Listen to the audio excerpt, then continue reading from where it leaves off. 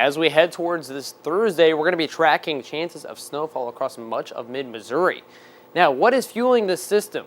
Well, it's going to be a low-pressure system off to the west that'll slowly start to dive down towards mid-Missouri, and this is going to be cooler air residing from Canada. Now, we need three things in order for the snowfall to happen. One, we need what we call a lifting mechanism. That is going to be this cold front. That is pretty much going to be taking the second thing we need, which is moisture, lifting back up, condensing, forming clouds, and eventually snowfall. The last thing we're going to need is that cooler Arctic air, which we're going to be getting as we're going to be tracking overnight lows back into the negatives and wind chills towards that negative 30-degree mark heading off into this second half of this week.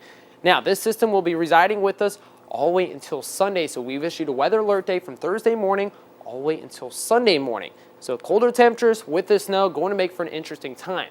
Now, we talk about that lifting mechanism, which is going to be that cold front. We can see that in what we call vertical velocity. As we start to head off into Thursday, we're going to be tracking some heavier bands anywhere from about 8 a.m. till noon, and that's going to be because that cold front moves through and we have the air lifting up with that moisture, eventually forming some snowfall coming back down to the earth.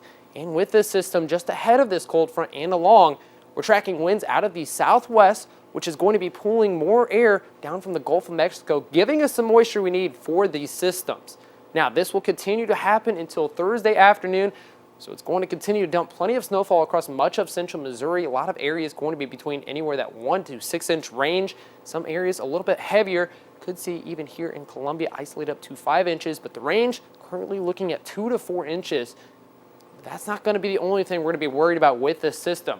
We're going to be tracking winds gusting back into the lower to mid-30s, which is going to be creating some issues for those wind chills as we head off into the second half of the week.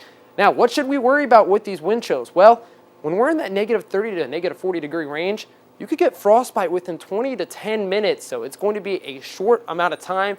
Don't want to be outside too long.